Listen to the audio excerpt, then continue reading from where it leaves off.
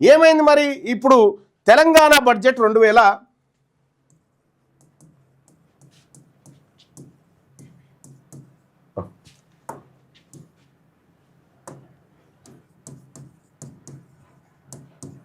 2025-26 ఇందులో చూసుకుంటే దాదాపు 13,000 చిల్లర కోట్లు, 13,000 కోట్లు దీనికోసం ఏది విద్యుత్ సబ్సిడీల కోసం కేటాయించారు. 13,000 కోట్ల రూపాయలు బడ్జెట్లో విద్యుత్ సబ్సిడీల కోసం కేటాయించారు. కేటాయిస్తే ఇందులో మనం 200 యూనిట్ల ఉందా గృహాల సబ్సిడీ, వ్యవసాయం, ఈ గృహాల సబ్సిడీ కాసి పక్కన పెట్టి ఈ 13,000 కోట్లలో 11,500 కోట్ల రూపాయలు ఓన్లీ వ్యవసాయానికి సబ్సిడీ రూపంలో ఇస్తుంది.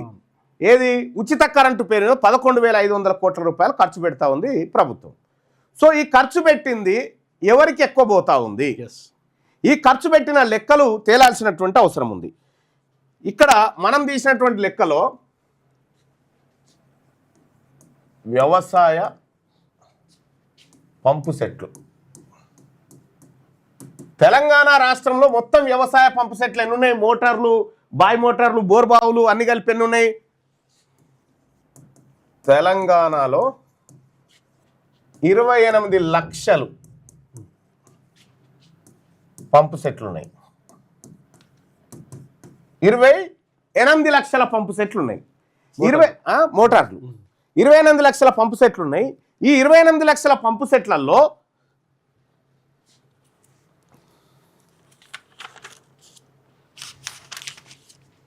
$11,76,076 ఈ 11,76,000 పంపు సెట్లు ఎవరి అంటే అగ్రవర్ణాలే.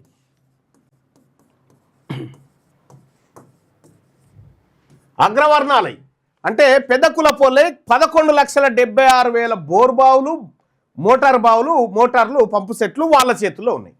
ఈ 11,76,000లో వాళ్ళకు ఎంత కడతా ఉంది ప్రభుత్వం అంటే ఈ ఒక్క ఏడాది చెప్తా ఉన్నా, ఈ ఒక్క ఏడాదే 2025-26లో ఈ 11,76,000 పంపు సెట్లకు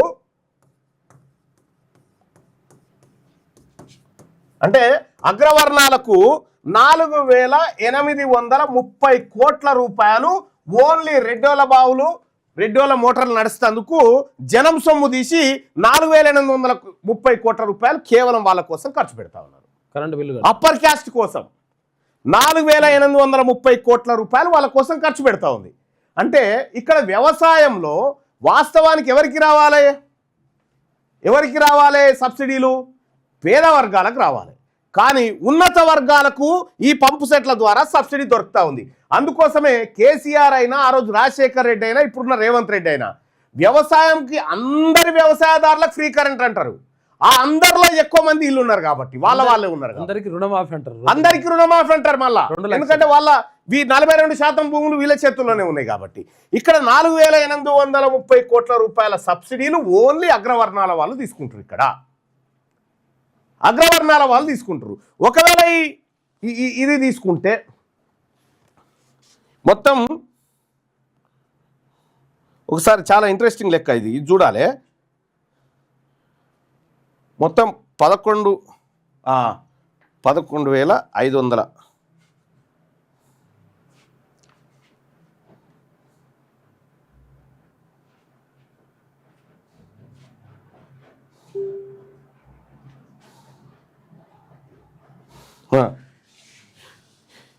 అగ్రవర్ణాలు ఎంత తీసుకుంటారు?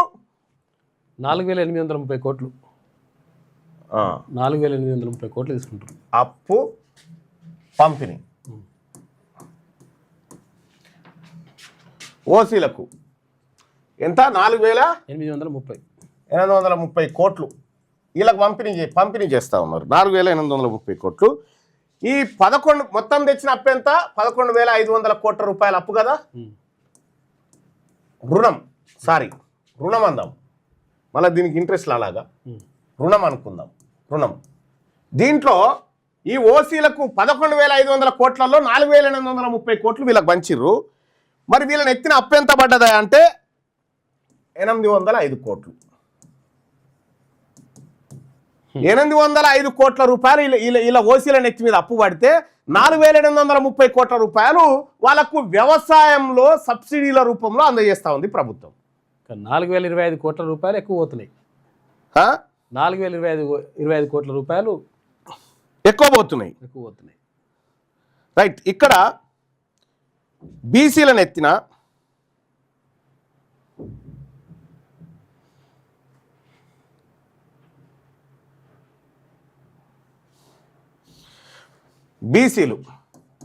బీసీ రైతుల సంగతి చూస్తే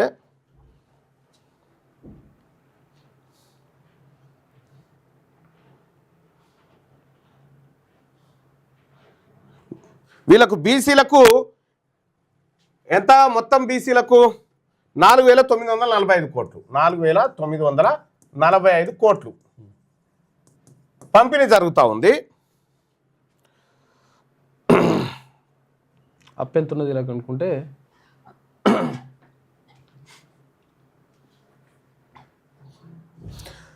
మరి బీసీ రైతాంగానికి 4,945 కోట్లు పంచిరు కదా. మరి బీసీ రైతాంగం నెత్తిన ఎంత అప్పు పడ్డదయ్యా ఇంట్లో అంటే 7,130 కోట్లు. 7,130 కోట్ల రూపాయలు బీసీ రైతుల మీద, బీసీ ప్రజల మీద అప్పుంటే బీసీలకు వస్తుంది 4,945 కోట్లు. ఇక ఓసీలకు 805 కోట్ల రూపాయలు అప్పు వాళ్ళ నెత్తి మీద పెట్టి 4,830 కోట్ల రూపాయలు వాళ్ళకు పంచుతా ఉన్నారు. అంటే ఎటు పోతుంది అన్నట్టు, ఎవరి సొమ్ము ఎవరు తింటుంది అన్నట్టు. ఇక్కడ మనమేమో ఉత్తగానే అనుకుంటున్నాం, ఏమని హ్యాజ్ ఫ్రీ కరెంట్ ఇస్తున్నాం, ఉచిత కరెంటు కాదు. ఈ వాస్తవికమైనటువంటి లెక్కల్ని మనం గమనించాలి. మనకు వీళ్ళకి ఎంత మిగులుతా ఉంది? దాదాపుగా 4,025 కోట్లు. వీళ్ళకేమో ఓసీలు 4,025 కోట్లు లాభంలో ఉన్నారు. ఇక్కడ బీసీలకు సంబంధించి ఇది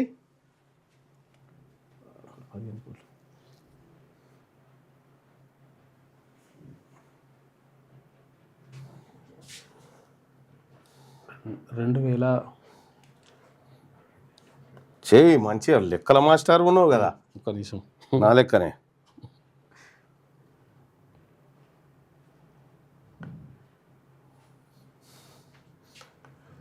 బీసీలు 2,185 కోట్లు నష్టం. ఇది మన వ్యవసాయం కథ. రైతులారా, మనకు ఈ ఒక్క ఏడాదే ఇంతకుముందు లెక్కలు మళ్ళీ వేరే, అది మళ్ళీ సపరేట్గా ఇస్తా, సపరేట్గా మళ్ళీ మీకు ఎక్స్ప్లెయిన్ చేస్తాడు సుదర్శన్. ఇక్కడ ఓసీ రైతులకు ఏం పోతా ఉంది, బీసీ రైతులకు ఏం జరుగుతూ ఉంది, ఈ కట్టేటువంటి సబ్సిడీలో మన వాటా ఎంత, మన నెత్తిన పడ్డ అప్పు ఎంత. ఇగో ఇవి లెక్కలు, వాస్తవికమైనటువంటి లెక్కలు.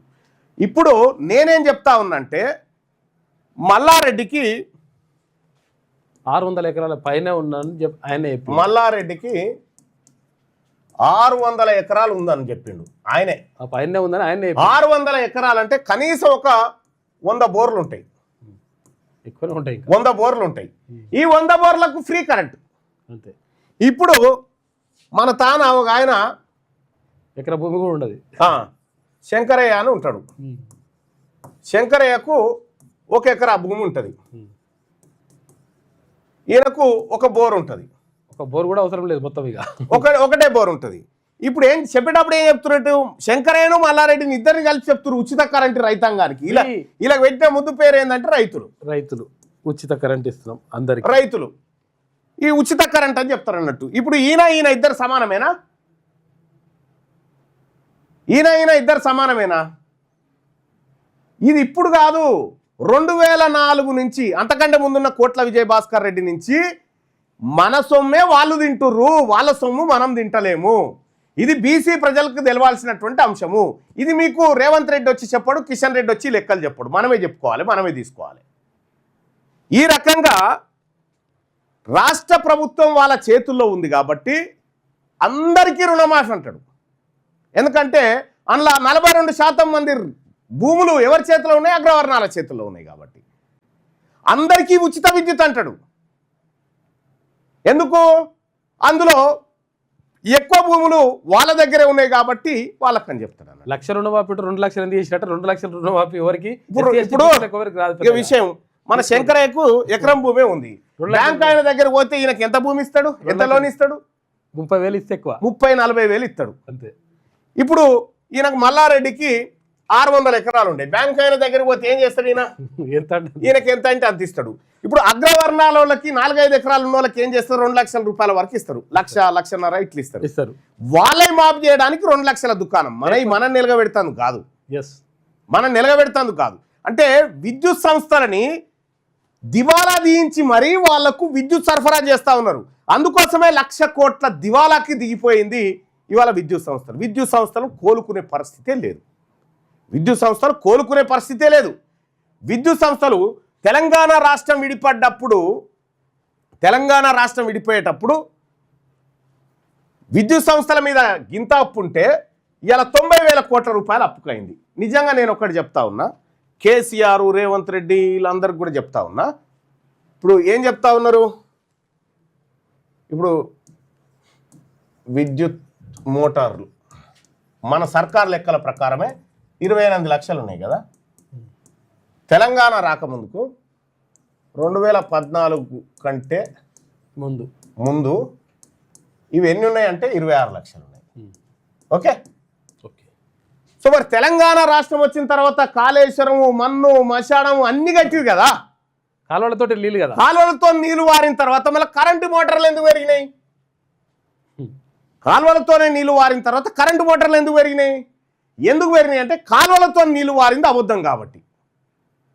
కాలువలతో నీళ్ళు వచ్చింది అబద్ధం, కాలువలతో కేవలం కమిషన్లు మాత్రమే పోయినాయి.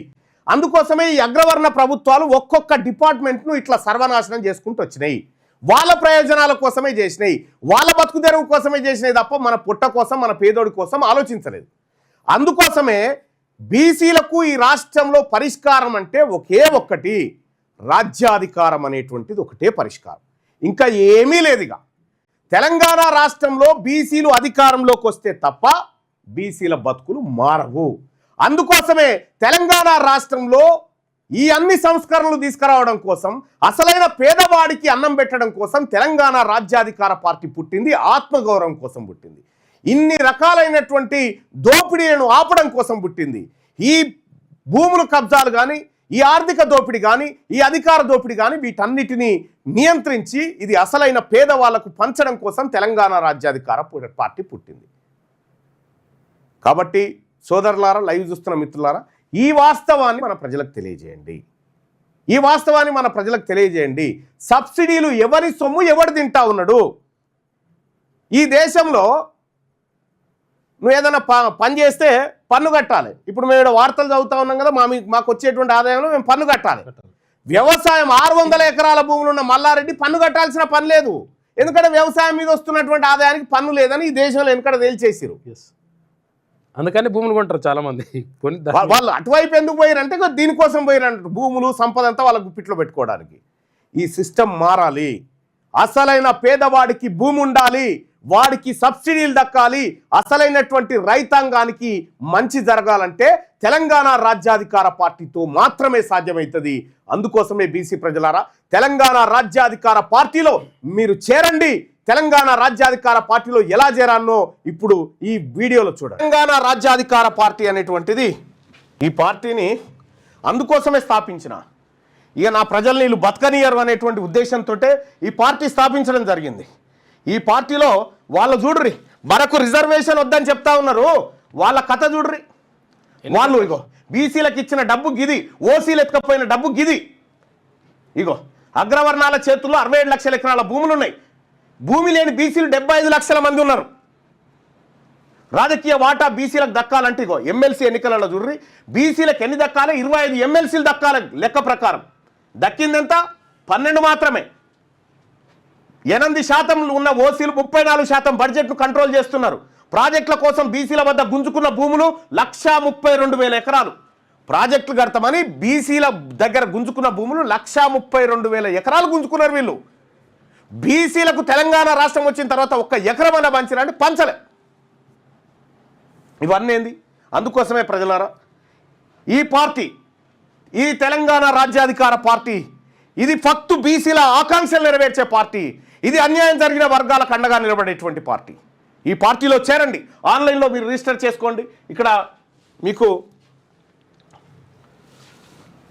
తెలంగాణ రాజ్యాధికార పార్టీ చేరాలంటే